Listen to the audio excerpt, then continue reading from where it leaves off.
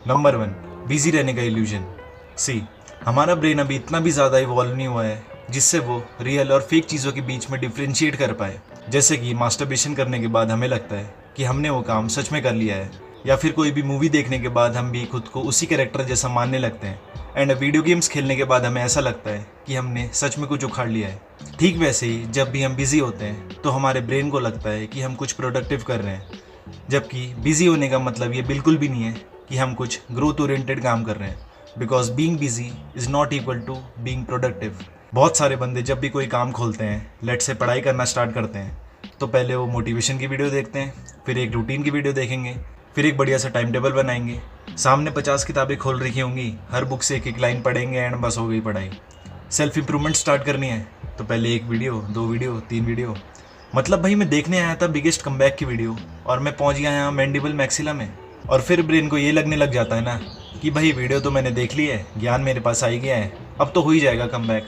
सी, अगर मुझे एक बोतल से पानी पीना है तो मैं इस हाथ में बोतल पकड़ के पानी पी सकता हूँ, इस हाथ में पकड़ के पानी पी सकता हूँ, आ करके पी सकता हूँ, मुंह लगा के पी सकता हूँ, या फिर मैं पानी को बोतल से गिलास में डाल के पी सकता हूँ।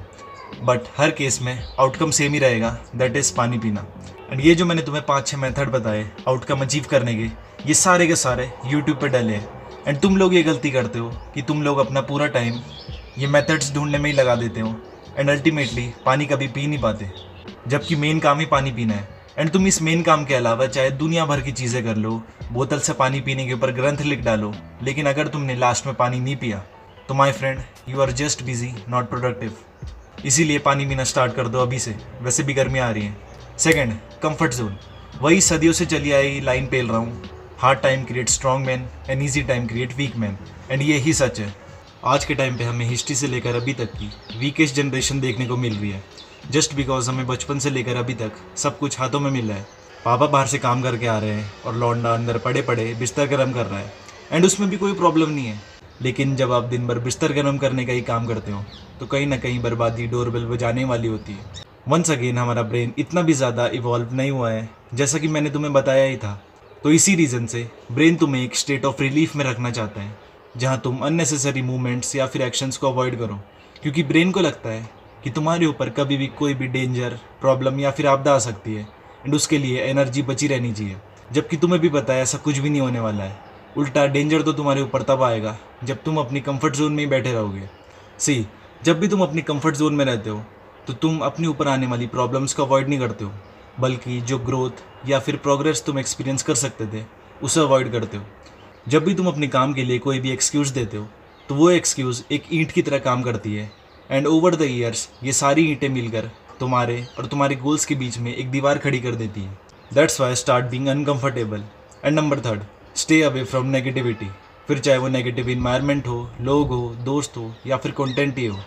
वैसे ही सबकी लाइफ में बहुत सारी चीज़ें हैं उन्हें दुखी या फिर परेशान करने के लिए, सबकी लाइफ में लगी पड़ी है, सबको पता है हम कितने पानी में हैं। एंड अगर ऐसे में एक्सटर्नल फैक्टर्स भी हमारे लिए प्रॉब्लम्स क्रिएट करने लग जाएंगे बाय स्प्रेडिंग नेगेटिविटी, तो इससे अपनी लाइफ में ग्रो हो पाना और भी ज़्यादा मुश्किल हो जाता है। जैसे कि बहुत सारी रील्स या फिर वीडियोस में बोला जाता है कि हार्डवर्क तो बहुत लोग करते हैं लेकिन 2-4 के अलावा कोई भी सक्सेसफुल नहीं हो पाता, सक्सेस के लिए मल्टीपल फैक्टर्स चाहिए, लक, ये वो। तो ऐसी चीज़ें सुन के मन में एक सेल्फ डाउट सा आता है कि यार नहीं हुआ तो क्या होगा, क्योंकि मेहनत तो मैं भी कर रहा हूँ। या फिर नेगेटिव लोग बोलते हैं कि ये नहीं होगा, इसमें बहुत कंपटीशन है, तेरे से अच्छों का नहीं हुआ तो तेरा क्या होगा। तो ये सारी बातें सुन के मन में एक धक्का सा लगता है कि यार एक मेहनत ही तो है मेरे हाथ में, एंड अगर उससे भी चीज़ें नहीं हो रही तो मैं तो कभी कुछ कर ही नहीं पाऊँगा। एंड ऐसा भी नहीं है कि वो लोग गलत बोल रहे हैं, लेकिन जब आपको बचपन से ये सिखाया गया हो कि मेहनत से सब कुछ मिल सकता है, कुछ भी पाया जा सकता है, एंड फिर बीच में ये बोल दिया जाए कि नहीं, मेहनत के साथ साथ तो कनेक्शन, किस्मत, लक, ये सब भी चाहिए, तो अच्छे मेंटली डिस्टर्ब हो सकते हैं। ये सब सुनने के बाद आप उस इंटेंसिटी से काम कर ही नहीं सकते जिससे पहले करते थे, ड्यू टू डुअल थॉट्स कि करूँ या फिर छोड़ दूँ। क्योंकि at the end of the day आप सिर्फ 8, 10, 12 घंटे मेहनत ही तो कर सकते हो, होगा या नहीं उसका पता नहीं। लेकिन जब आप मिडल ऑफ द डेस्टिनेशन ये सुन लो कि मेहनत से सब कुछ नहीं मिलता, तो आप उस जगह कभी पहुंच ही नहीं सकते जहां आप खुद विटनेस कर पाओ कि मेहनत से क्या मिलता है और क्या नहीं। एंड मेहनत करके कुछ ना भी मिला तो हार है, और अपने ड्रीम्स को बीच में क्विट कर दिया तो भी हार है। दोनों ही केसेस में तुम्हें 25, 30, 40 हज़ार की नौकरी मिल ही जानी है, लेकिन एक बार मेहनत तो करके देखो, क्या पता तुम्हारी जीत हो जाए। That's it, GM।